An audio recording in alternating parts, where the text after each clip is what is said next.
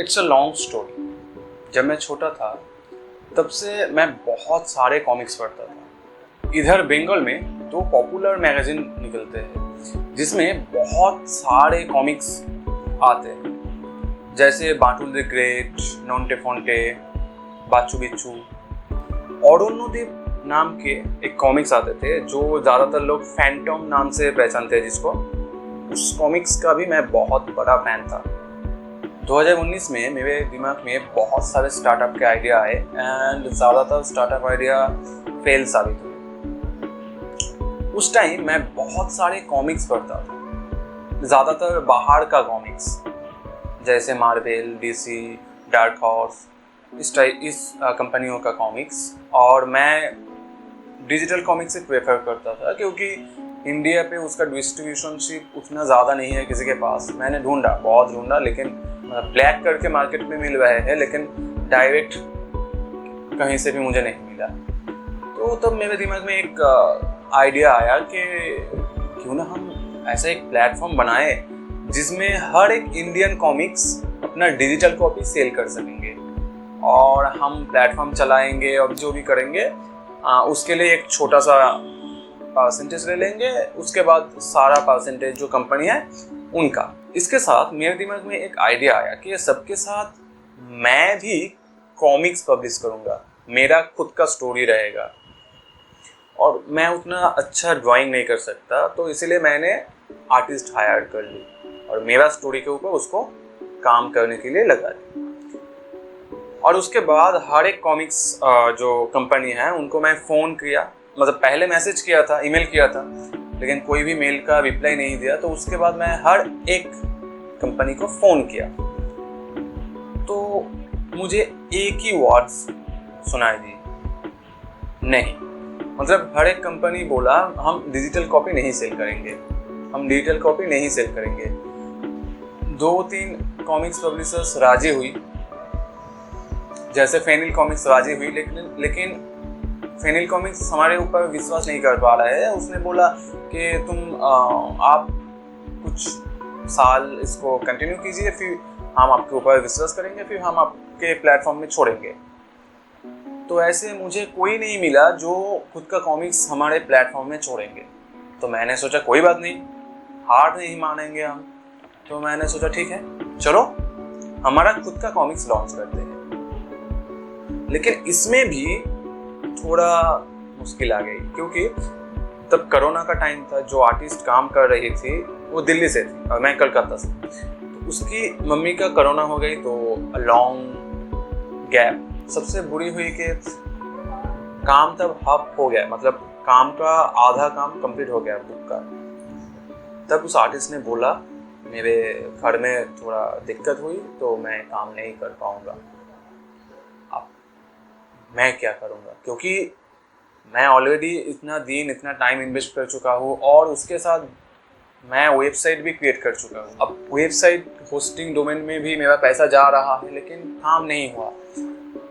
मेरा तो आइडिया था लगभग 2020 का अगस्त या सितंबर में कॉमिक्स आ जाएगा, ये मेरा आइडिया था 2020 में। लेकिन वो तो नहीं हुआ, उल्टा वो कॉमिक्स बनाना ही छोड़ दी। तो मैं उसको पैसा भी नहीं कर पाई। फिर नया आर्टिस्ट ढूंढा, और जो नया आर्टिस्ट ढूंढा उसके साथ भी हमारा कुछ दिक्कत हुई, उसने भी छोड़ दी। फिर जाके एक आर्टिस्ट थी, मतलब वो इंटर्नशिप करना चाहती थी आनंद कॉमिक्स पे।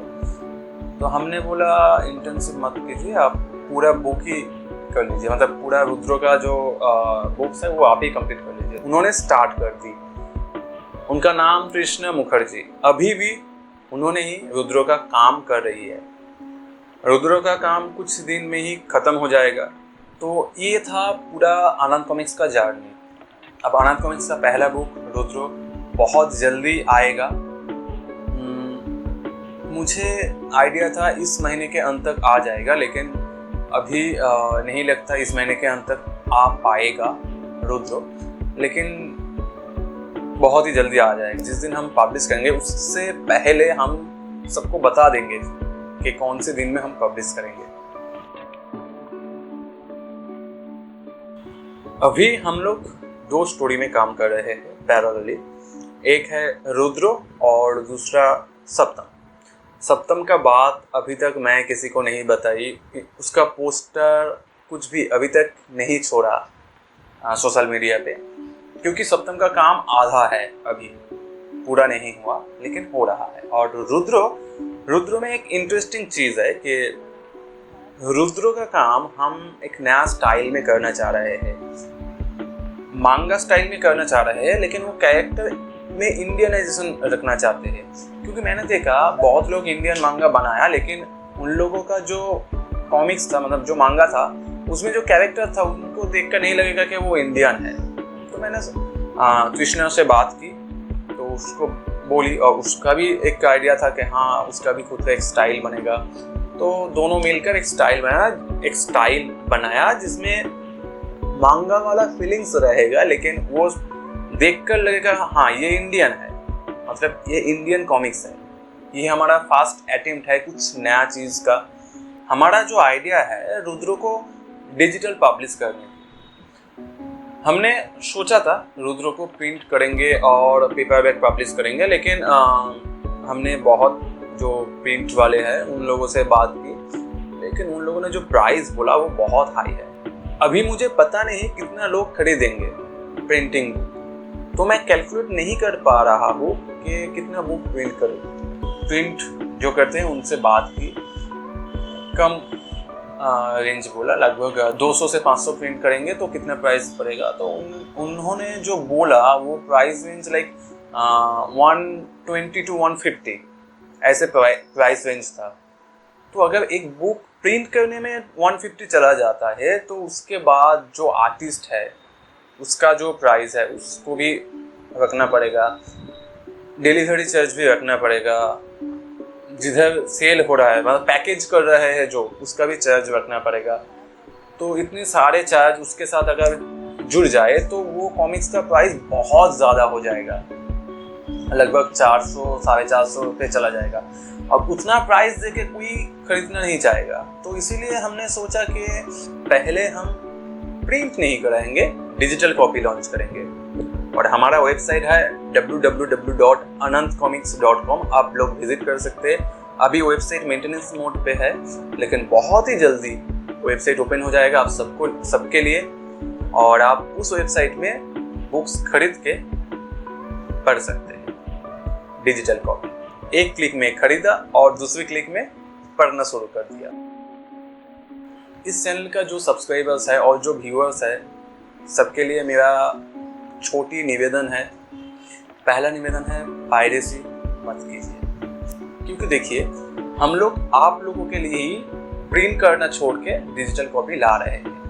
क्योंकि अगर प्रिंट करेंगे तो उस कॉमिक्स का प्राइस इतना हाई हो जाएगा तो ज़्यादातर लोग खरीद नहीं पाएंगे और ज़्यादातर लोग उसको पढ़ नहीं पाएंगे। लेकिन अगर डिजिटली पब्लिश होगा तो उस कॉमिक्स का प्राइस बहुत कम रहेगा, जिसको ज़्यादातर लोग खरीद के पढ़ सकेंगे। लेकिन इसमें सबसे बड़ी दिक्कत है पायरेसी। एक छोटा सा कहानी सुनाता हूँ। एक यूएसए के आदमी से मेरा बात हुई थी कॉमिक्स के बारे में, तो उनको मैंने पूछा था, इधर इंडिया में तो कॉमिक्स फ्री में मिल जाता है, कॉमिक्स का PDF, ऐसे अगर आप वेबसाइट में सर्च करोगे तो मिल जाएगा। उसने बोला मुझे कि इसीलिए इंडिया का कॉमिक्स का जो ग्रोथ है इतना कम है, पब्लिशर इसीलिए डरते हैं नया कॉमिक्स लाने के लिए। बाहर में क्या होता, अगर किसी को फ्री में PDF भी दे दो ना तो भी वो नहीं पढ़ना चाहेंगे, क्योंकि उन लोगों को लगता है ये काम करने के लिए जो आर्टिस्ट का मेहनत है, जो राइटर का मेहनत है, जो स्क्रिप्ट राइटर का मेहनत है, उन सबको वो चोरी कर रहे हैं। पैसा ना देके, उनका राइट वैल्यू ना देके वो चोरी कर रहे हैं, तो वो नहीं करना चाहते हैं वो लोग। ये आइडिया मुझे बहुत अच्छा लगा। आप सब लोग इस आइडिया को फॉलो कीजिए प्लीज, क्योंकि पायरेसी करना बहुत ही आसान है। कोई भी अच्छा डेवलपर होगा तो वेबसाइट हो, ऐप्स हो, जिधर ही आप कॉमिक्स पब्लिश करो उससे पायरेसी कर सकते हैं हम। मैं खुद डेवलपर हूँ, मैं कर सकता हूँ पायरेसी, लेकिन पायरेसी करके मैं पढ़ूंगा ना तो इंडिया का जो कॉमिक्स इंडस्ट्री है वो कभी नहीं खड़ा होगा। ये आप लोगों के ऊपर निर्भर करते हैं कि इंडिया में कॉमिक्स इंडस्ट्री ऊपर उठेगा या नहीं, क्योंकि आप लोग खुद रुक सकते हैं वो पायरेसी, एंड आप लोग उसको कंट्रोल कर सकते हैं। अगर इंडिया में कॉमिक्स को ऊपर उठाना है तो हम सबका साथ चाहिए। सबसे बड़ी बात है, ये जो चैनल जिसका है उनका नाम है दिनकर किशु, तो मैं उनको बहुत बहुत धन्यवाद करता हूँ दिल से, क्योंकि उनका ही वजह से मैं मेरे बात रख पाए आप लोगों के सामने।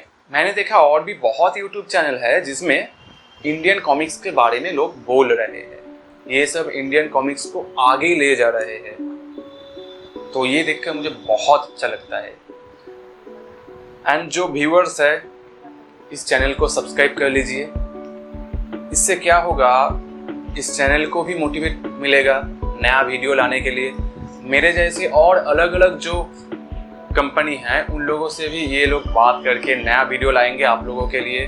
चलिए हम लोग एक वादा करते हैं आपसे, हमसे, सभी से, कि हम इंडिया में कॉमिक्स पायरेसी नहीं करेंगे और इंडिया में एक नया युग लाएंगे कॉमिक्स के लिए। थैंक यू इतनी देर मेरे साथ रहने के लिए।